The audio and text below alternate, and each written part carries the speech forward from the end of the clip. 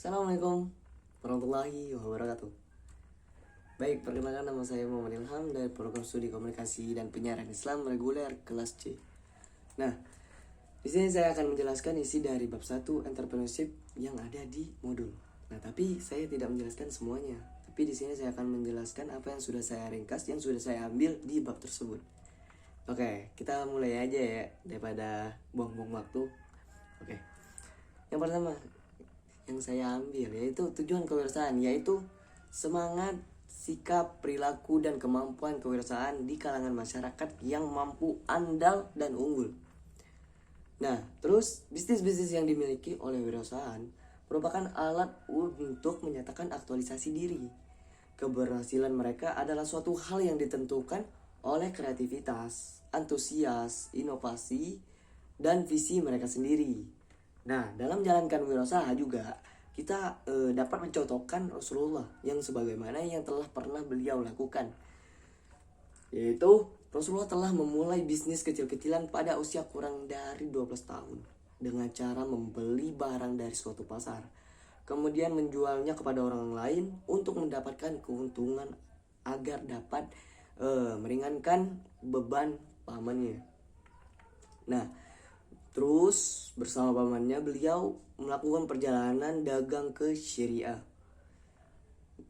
Terus bisnis Rasulullah terus berkembang sampai kemudian Khadijah menawarkan kemitraan bisnis dengan sistem profit sharing.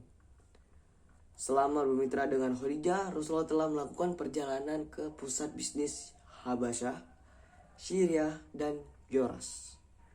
Nah, Islam sangat menganjurkan umatnya untuk melakukan wirausaha. Dalam Islam juga istilah kerja keras dan kemandirian. Nah, kemudian dalam ayat Allah juga mengatakan yang artinya bekerjalah kamu, maka Allah dan orang-orang yang beriman akan melihat pekerjaan kamu. Dan juga ada sabda Nabi Muhammad yang berbunyi yang artinya sesungguhnya bekerja mencari rezeki yang halal itu merupakan kewajiban setelah ibadah fardu. Nah, prinsip kerja keras menurut Wafiduddin adalah suatu langkah kenyataan yang dapat menghasilkan kesuksesan, tetapi harus melalui proses yang penuh dengan tantangan. Orang yang berani melewati resiko dan memperoleh peluang rezeki yang besar.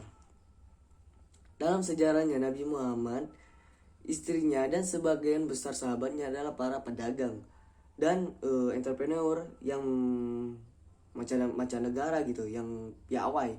Oleh karena itu, sebenarnya tidak asing jika dikatakan bahwa mental entrepreneurship inherent dengan jiwa umat Islam itu sendiri. Berwirausaha pekerjaan mulia dalam Islam. Hal ini disebabkan karena uang dan modal hanya berputar pada suatu pihak saja, yang akhirnya dapat mengeksploitasi masyarakat yang terdesak kebutuhan hidup. Dan juga ada sifat patona dalam diri Nabi Muhammad SAW. Dituliskan oleh Rozia Sidik, seorang penulis asal Malaysia, yang menyebutkan bahwa Rasulullah SAW adalah seorang jenius dengan bukti kepakaran sebagai ahli politik, ahli strategi peran, ahli diplomasi, ahli hubungan antar kaum. Terus ahli strategi juga, negarawan, pengambil keputusan, ahli perlembagaan, terus ahli pembangunan SDM, ahli pembangunan masyarakat, ahli taat keluarga, dan ahli dakwah. Nah, sifat amanah tercermin dalam sikap Rasulullah yang senantiasa menggunakan akad, kesepakatan atau perjanjian bisnis yang dengan sistem kesepakatan bersama. Seseorang dianggap melalaikan komitmen, apalagi apabila tidak melaksanakan hal-hal yang telah disepakati bersama. Nah, sifat sidik dapat mencerminkan dari beberapa sikap Rasulullah. Yang pertama, Rasulullah bersikap baik dan jujur kepada perusahaan dan pemegang saham. Terbukti setelah membantu bisnis pamannya, Rasulullah mampu mengelola bisnis Khadijah radhiyallahu anhu dengan baik. Oke. Kedua, Rasulullah bersikap baik dan jujur kepada pegawai. Terus Rasulullah pernah menasihati untuk membayar upah seorang pegawai sebelum keringatnya kering. Nah, jadi sifat Rasulullah untuk senantiasa bersikap tabligh sejalan dengan firman Allah Subhanahu wa taala dalam Quran.